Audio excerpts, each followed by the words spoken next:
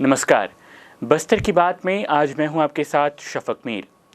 Covid से बचाव के सारे नियम अपनाएं और खुद को और दूसरों को कोरोना से बचाएं। इन्हीं बातों के साथ आइए नजर डालते हैं आज की हेडलाइंस पर।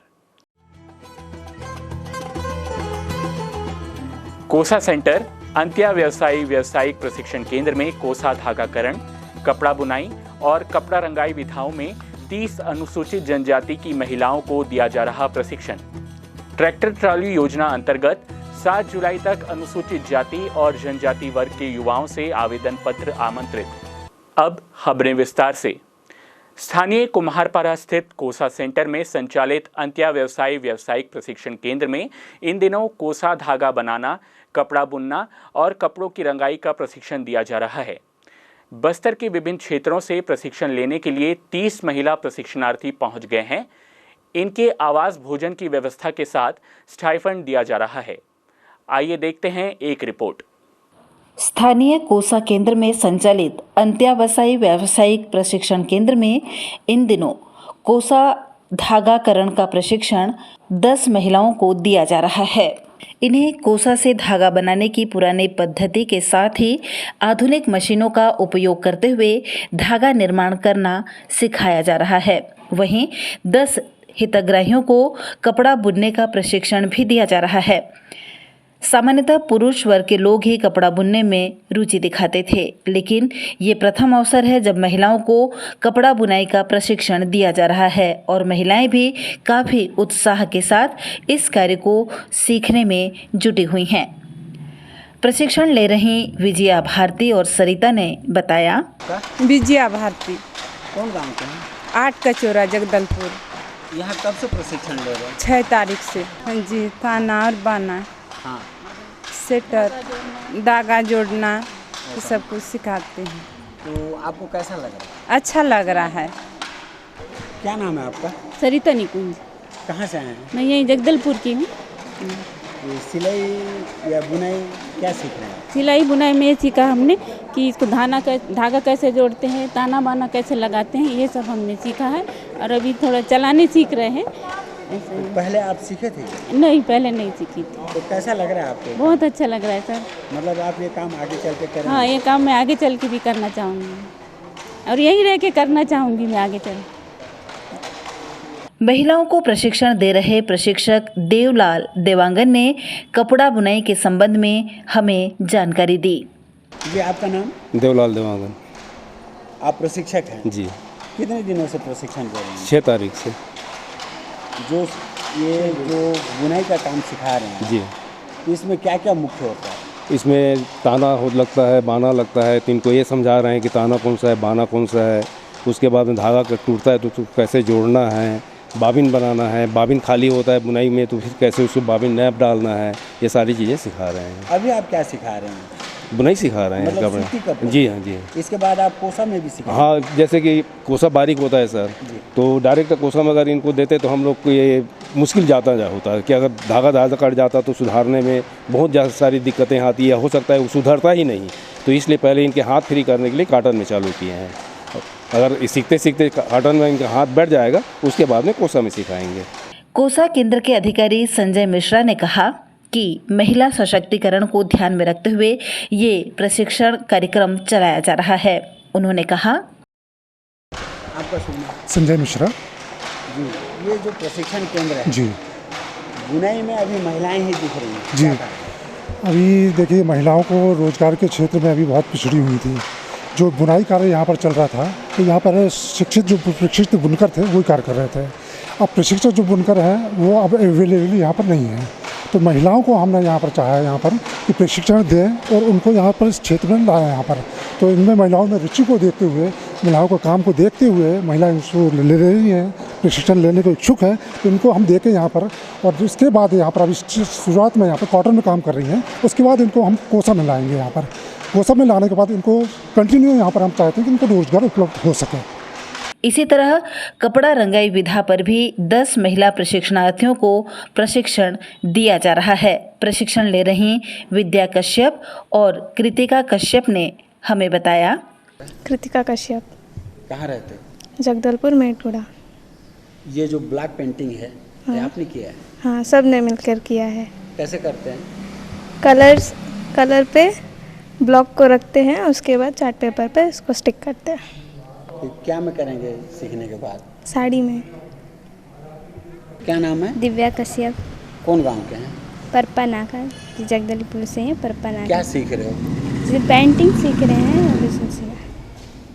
कैसा लग रहा है? जी अच्छा लग रहा है, सर भी हमें बहुत अच्छा बताते हैं, अच्छे से पेंट करना, उसे सीधा बारीक से उसके कलर करना और पत्तियां बनाना। सर हमें बहुत अच्छा शिक्षा दे रहे हैं, अच्छा लग रहा है हमें पेंटिंग करके, और कपड़ा में जब करेंगे तो और भी अच्छा लगे। प्रशिक्षक मोटूराम बघेल ने हैंड प्रिंटिंग और ब्लॉक प्रिंटिंग के बारे में जानकारी दी। मुसरम बघेल और हैंड पेंटिंग ब्लॉक पेंटिंग दोनों सिखा रहे हैं। पहले बार आए हैं बच्चे लोग, अभी क्या कागज़ में सिखा रहे हैं, उसके बाद में कपड़ा में सिखाएंगे। ब्लॉक पेंटिंग हैंड पेंटिंग दोनों। प्रशिक्षण कार्यक्रम के संबंध में जानकारी देते हुए अंत्यावसायी व्यावसायिक प्रशिक्षण केंद्र की प्रबंधक सीता श्रीवास ने बताया, मेरा नाम श्रीमती सीता श्रीवास है। मैं यहाँ प्रबंधक के पद पर अभी 1 माह लगभग हुआ है यहाँ आए हुए, और यहाँ पर अभी हमारे यहाँ जो है प्रशिक्षण अभी शुरू हुआ है। क्या क्या प्रशिक्षण चल रहा है? सर अभी हमारे यहाँ 3 प्रशिक्षण शुरू हुए हैं, जो कि यहाँ कोसा केंद्र के पुनरुत्थान के उसमें चलाया जा रहा है।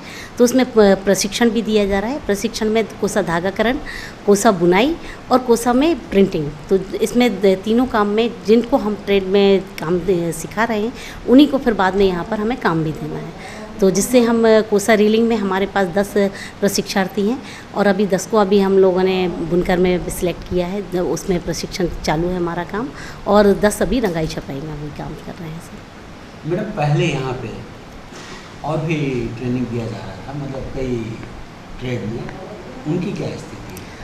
सर अभी उसमें कोविड के समय से तो अभी बंद ही है, और अभी उसमें कुछ गाइडलाइन ऐसी है कि अभी उसमें हम पूरा नहीं कर पा रहे हैं, जिसमें कि जैसे कि टीओटी टीचर नहीं मिल पा रहे हैं, उसके कारण अभी प्रशिक्षण प्रारंभ नहीं हो पा रहा है। यदि हमें वो मिलते हैं तो उसमें भी हम ट्रेड चालू करने की कोशिश करेंगे। इस प्रशिक्षण केंद्र का लाभ महिलाओं को अवश्य ही मिलेगा। बस्तर की बात, जगदलपुर। जिला अंत्य व्यवसायी सहकारी विकास समिति जगदलपुर द्वारा वित्तीय वर्ष 2022-23 में ट्रैक्टर ट्रॉली योजना अंतर्गत ऋण वितरण करने हेतु आवेदन 7 जुलाई तक आमंत्रित किए गए हैं। योजना के तहत 18 वर्ष से 50 वर्ष के अनुसूचित जनजाति वर्ग के पात्र व्यक्तियों को स्वरोजगार के लिए ऋण उपलब्ध कराया जाएगा। आवेदक की वार्षिक आय शहरी और ग्रामीण क्षेत्र के लिए 3 लाख रुपए होनी चाहिए।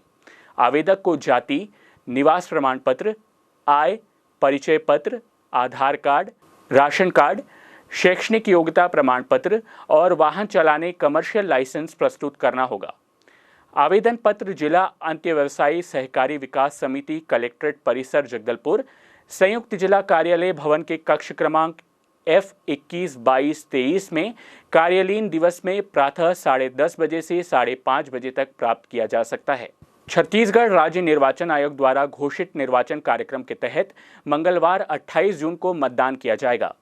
छत्तीसगढ़ राज्य निर्वाचन आयोग द्वारा बस्तर जिले के तोकापाल जनपद पंचायत क्षेत्र के ग्राम पंचायत कोंडालूर, घाटधनोरा, सिंगनपुर, सालेपाल, साकरगांव, जगदलपुर जनपद पंचायत क्षेत्र के ग्राम पंचायत पंडरीपानी 2, मारकेल 2, बस्तर जनपद पंचायत क्षेत्र के ग्राम पंचायत बाकेल, तुरपुरा, सूधापाल, कोलचूर, दरभा जनपद पंचायत क्षेत्र के पखनार 2, दरभा, बास्तानार जनपद पंचायत क्षेत्र के बड़े काकलूर 1, बड़े बोदेनार 2 में शासकीय संस्थानों व कार्यालयों हेतु मंगलवार 28 जून को मतदान के लिए सार्वजनिक अवकाश घोषित किया गया है।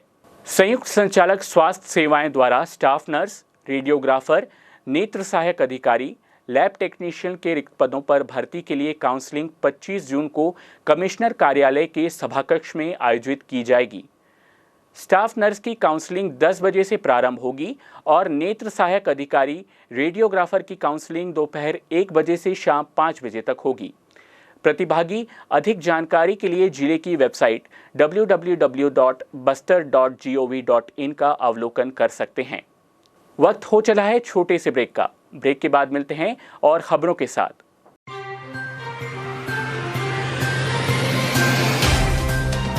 सफर जगतुगुड़ा से जगदलपुर का नित नई करवट लेता शहर हमारा, चौक चौराहों से होता हुआ विकास की गाथाएं गढ़ता बस्तर हमारा।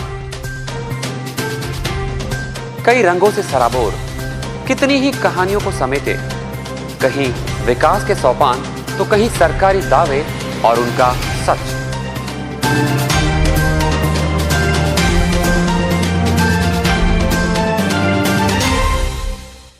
आतंक से दहलते जंगल, जमीन और जीवन, साहस और धैर्य से करवट लेती जिंदगी, राजनीति की चौसर के जाने अनजाने दांव, व्यवस्था की खूबी, कमी और खामी, खूबसूरत नजारे। अब होगी हर बात हमारे साथ, बस्तर की बात।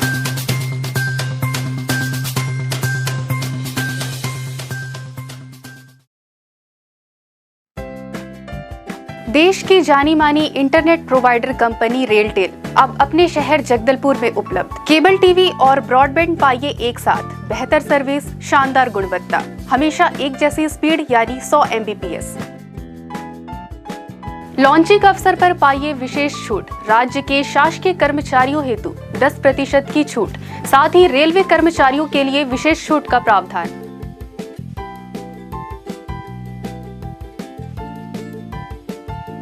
इंटरनेट कनेक्शन हेतु तत्काल अपने केबल ऑपरेटर से संपर्क करें या कॉल करें 9425262386 पर या 9617185020 पर।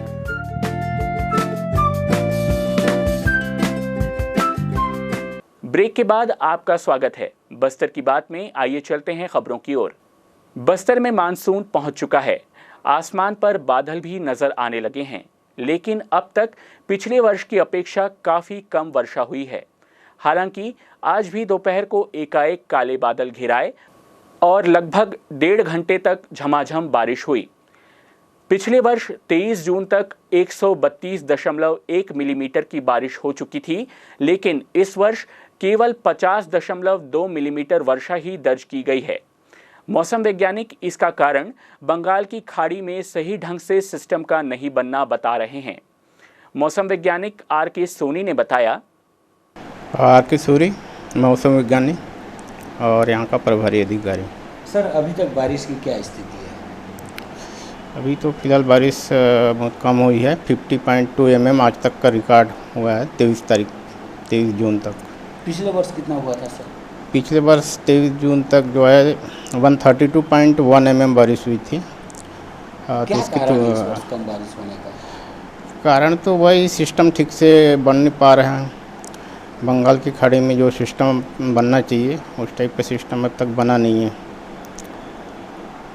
मानसून अब आ गया है कि नहीं? हाँ, मानसून तो आगे निकल गया है, छत्तीसगढ़ को पूरा कवर कर लिया है। हाँ, दृढ़ इच्छा शक्ति के साथ यदि कोई कार्य को किया जाए तो सफलता निश्चित मिलती है। इस बात को साबित करते हुए उत्तराखंड के युवा महेश नैनवाल बिना पैसे के पैदल भारत भ्रमण पर निकले हैं और अब तक 12 राज्यों का भ्रमण कर छत्तीसगढ़ पहुंचे हैं और यहां से उड़ीसा रवाना होंगे। इस पर यात्रा के साथ वे युवाओं को नशा मुक्ति का संदेश भी दे रहे हैं। हमारे संवाददाता ने उनसे चर्चा की, आइए देखते हैं उन्होंने चर्चा के दौरान क्या कहा।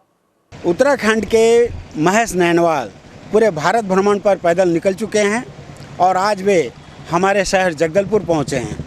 हम उनका जगदलपुर शहर में स्वागत करते हैं और जानने का कोशिश करते हैं कि उन्होंने जो पद यात्रा अब तक की है उनका क्या अनुभव रहा है। महेश जी, आपका जगदलपुर शहर में स्वागत है। सबसे पहले आप सभी को मेरा नमस्कार। मेरा नाम है महेश नैनवाल। मैं उत्तराखंड केदारनाथ का वासी हूं और मेरा थाना गुप्तकाशी और जिला रुद्रप्रयाग। मैं जनवरी से निकला हूं। आज मुझे करीब 164 दिन हो गए। 164 दिन में मैंने 12 राज्यों की यात्रा कंप्लीट की है। मैं पैदल ही पूरा भारत भ्रमण करने के लिए निकला हूं और विदाउट मनी निकला हूं। और मैं यूथ को एक मैसेज देना चाहता हूं और एक अभी तक भी सब लोगों को समझा रहा हूं। पहला मेरा उद्देश्य ये है कि मैं लोगों को नशा मुक्त करने का, एक यूथ को खास करके एक नशा मुक्त यूथ रहेगा तो मेरा इंडिया आगे बढ़ेगा, यूथ आगे बढ़ेगा।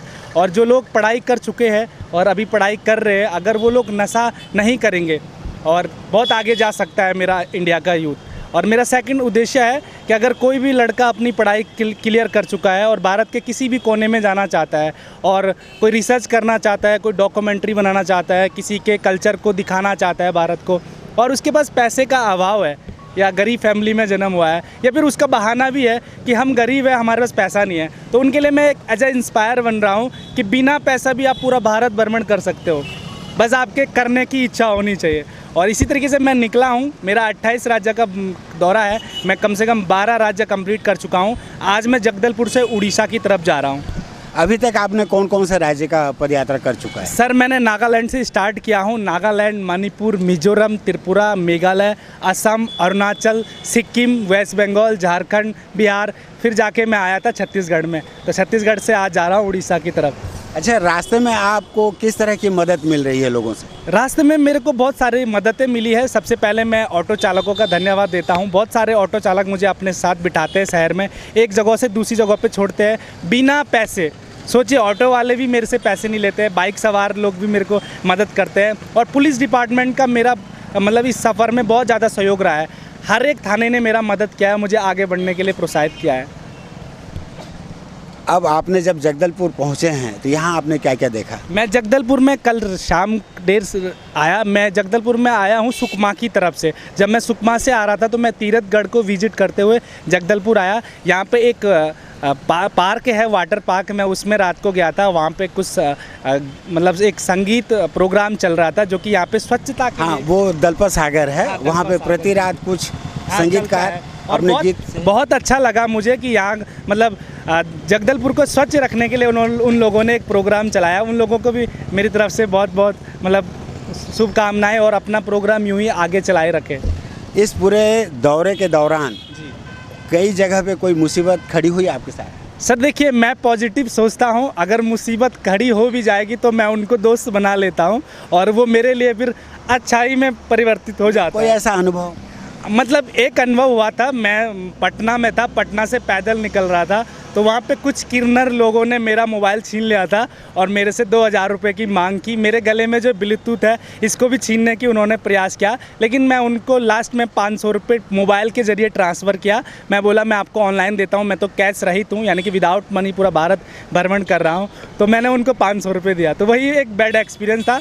लेकिन मैं वहाँ पर थोड़ा प्रशासन से भी बोलूँगा कि देखिए, उन लोगों को कोई अपनी मर्ज़ी से देना चाहता है तो ठीक है, लेकिन वो लोग ज़बरदस्ती किसी से ऐसा ना ले।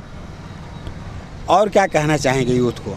देखिए सर, यूथ को मैं यही कहना चाहूँगा कि देखिए, एक आप लोग नशा मत कीजिए, अपना सोच आपको बढ़ाइए। नशा करोगे तो आपका सोच घट जाएगा और शायद आप मेरी तरह कभी नहीं सोच पाओगे। मैंने बचपन से आज तक कोई नशा नहीं किया है जी। चलिए, ये थे महेश, जिन्होंने काफ़ी सारी बातें बताई हमें, और उम्मीद करते हैं कि वे यहाँ से उड़ीसा के लिए निकलेंगे और उनका उड़ीसा यात्रा भी बहुत सुखद होगा। मैं ए विज़न के लिए कैमरामैन सोनू के साथ श्रीनिवास रथ। स्थानीय गीदम रोड पर स्थित औरा डेंटल क्लिनिक में 23 जून से 1 जुलाई तक दांत से संबंधित रोगियों को निःशुल्क जांच और परामर्श दिया जा रहा है। संस्था के संचालक डेंटल सर्जन डॉक्टर इला कुमार ने रोगियों को अत्याधुनिक चिकित्सा उपलब्ध कराने की बात कहते हुए बताया, सभी को नमस्कार। मेरा नाम डॉक्टर इला विनोद कुमार है। मैं एक डेंटल सर्जन हूँ। मैंने मैत्री डेंटल कॉलेज से अपनी BDS की पढ़ाई पूरी की है और मैं अभी हमारे अपने जगदलपुर में मैंने अपना एक डेंटल क्लिनिक खोला है 23 तारीख से, आज से। इसका नाम है ओरा केयर डेंटल क्लिनिक। यहाँ आपको डेंटल से रिलेटेड सभी तरह की सुविधाएं मिल जाएंगी, वो भी बहुत ही अच्छे और बढ़िया तरीके से। यहाँ पे हम सुविधाएं जो दे रहे हैं उनमें से बहुत सारी सुविधाएं हैं, जैसे कि दांत साफ़ करना, रूट कैनाल ट्रीटमेंट, दांतों में वायर लगाना जो कि बोलते हैं ऑर्थोडोंटिक ट्रीटमेंट, टेढ़े मेढ़े दांतों को जो सीधा करते हैं। और आपको यहाँ सभी तरह की और सारी जो भी नई नई तरह के तकनीकों से और नई नई तरीक़े से इंस्ट्रूमेंट भी आपको यहाँ पे अवेलेबल हैं। आप सब लोग यहाँ पे आ सकते हैं। और हम लोग अभी 23 तारीख से लेकर 1 तारीख तक कंसल्टेशन फ्री रखे हैं ताकि सभी लोगों को मौका मिले आने का। तो सब लोग, जितने लोग हो सकते हैं, आप लोग आ सकते हैं। कंसल्टेंसी बिल्कुल फ्री रहेगी। चलते चलते आइए फिर नजर डालते हैं आज की हेडलाइंस पर। कोसा सेंटर अंत्या व्यवसायिक प्रशिक्षण केंद्र में कोसा धागाकरण, कपड़ा बुनाई और कपड़ा रंगाई विधाओं में 30 अनुसूचित जनजाति की महिलाओं को दिया जा रहा प्रशिक्षण। ट्रैक्टर ट्रॉली योजना अंतर्गत 7 जुलाई तक अनुसूचित जाति और जनजाति वर्ग के युवाओं से आवेदन पत्र आमंत्रित। बस्तर की बात में आज सिर्फ इतना ही। फिर मुलाकात होगी कुछ और खबरों के साथ। तब तक के लिए नमस्कार।